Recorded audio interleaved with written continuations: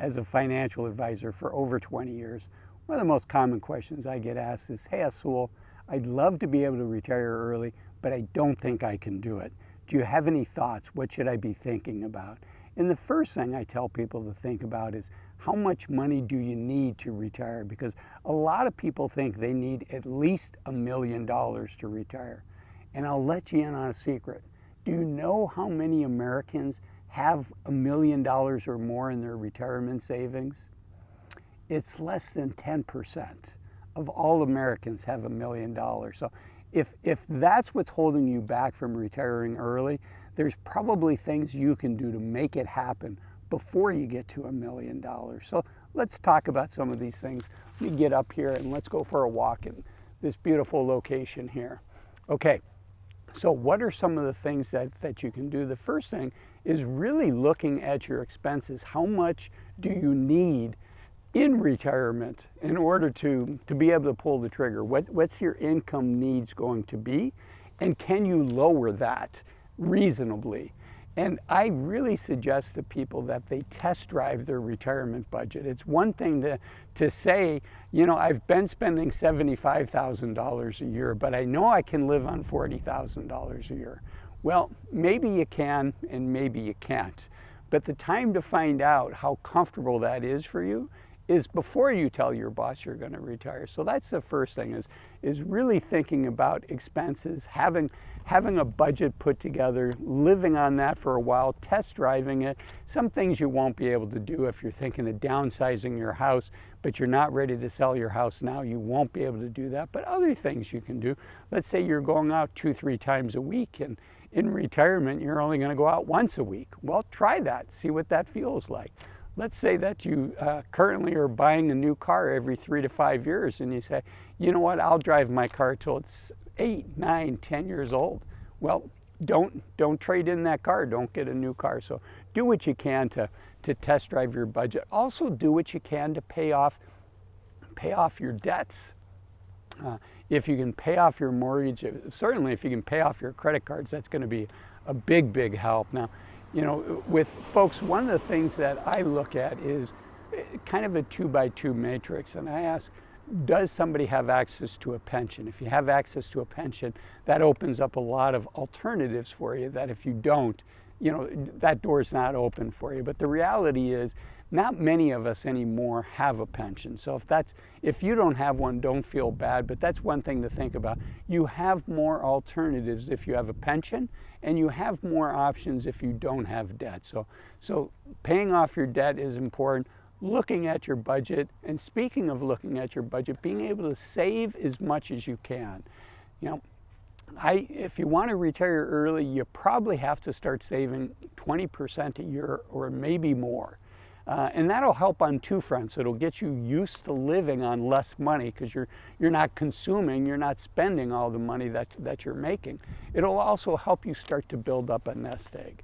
So those are really important things. And then once you're getting close to the amount of money that you need in order to retire, then never forget that you only need to hit that number once. You only need to become financially independent once, and then your job is don't lose it. Once you become financially independent, don't lose it. And what I mean by that is look at your asset allocation. How are you invested?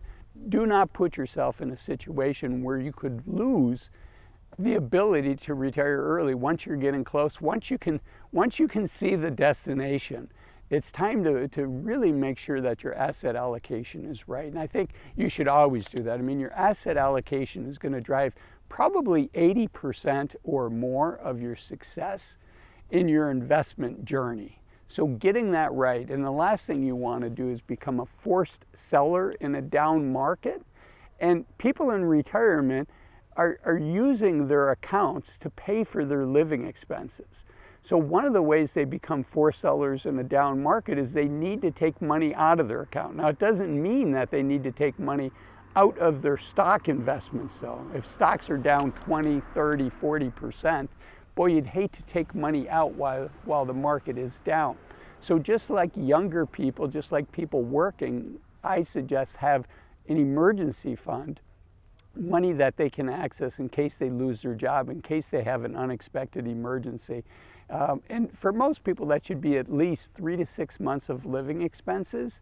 And not only is it for unexpected expenses, and unfortunately, over half of all Americans say that if they had $1,000 expense, unexpected expense, they would not be able to pay for that without putting it on their credit card or borrowing money from a family or a friend.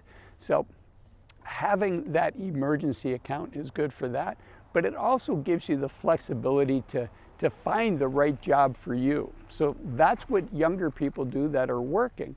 But likewise in retirement, not only should we have a cash account, what I call a liquidity account, but it should likely be more than 3 to 6 months. The average recession lasts longer than that. So you want to have, I suggest to people to think about 1 to 2 years worth of living expenses in something that's stable and secure, that's not going to go up and down with the stock market. And then in addition to that, and kind of related about retiring early, is what are you going to do for liquidity? Where's this money going to come from? Is it going to come from your 401k? Because if it comes from your 401k, there's a 10% penalty for early withdrawals. So what do you do there? And something to think about is look up the Rule of 55. Just Google IRS Rule of 55. It's something that allows you, this is not financial advice, I don't know your situation, which is why I'm saying to Google it, but I do want it to be on your radar screen. The Rule of 55 allows you to start taking out money once you're from your 401k without the 10% penalty once you reach age 55 and you've left your employer. So, but you have to be at least age 55 when you've left that employer. So, and you cannot do it with past employers. So if you leave at 54, sorry, it doesn't work. And if you roll it over to an IRA, it doesn't work. So again, I want it on your radar screen, look into it. And if you have IRAs, I want you to Google IRS and 72T, and it's SEPP, and that stands for Substantially Equal Periodic Payments.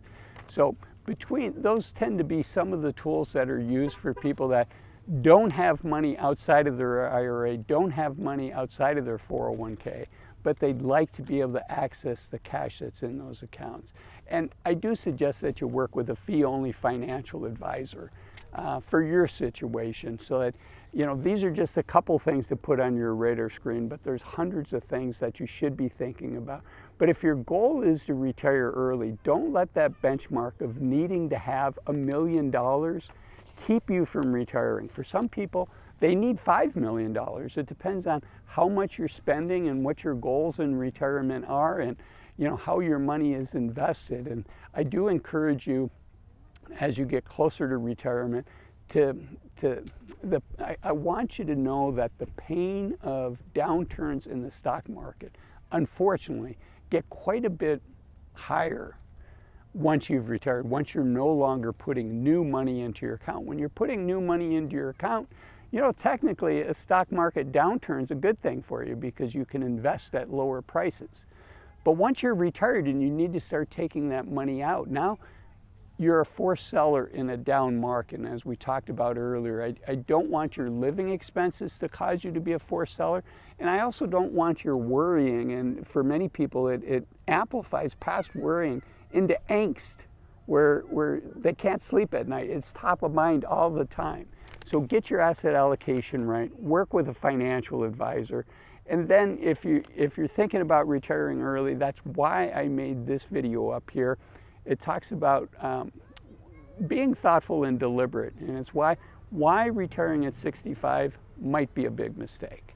Thanks for watching, and I'll see you in the next video. Bye-bye.